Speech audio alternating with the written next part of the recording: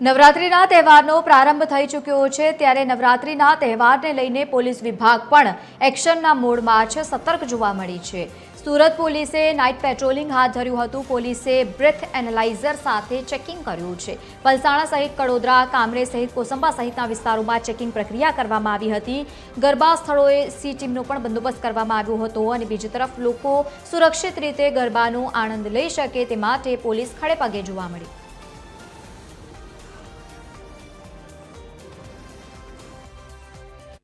આજથી શરૂ થતા નવરાત્રિના ઉત્સવને નાગરિકો શાંતિથી આનંદ ઉલ્લાસથી ઉજવી શકે, પરિવાર સાથે ઉજવી શકે, આનંદભેર પોતે સ્મૂથલી આવી જઈ શકે એ પ્રકારની તમામ વ્યવસ્થા જિલ્લા પોલીસ દ્વારા કરવામાં આવેલી છે।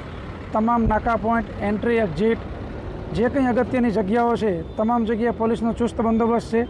અમારી જે PCR વેન્સ છે એ પણ એના જે લોકેશન્સ છે ત્યાં 24 કલાક ઊભી રહેશે।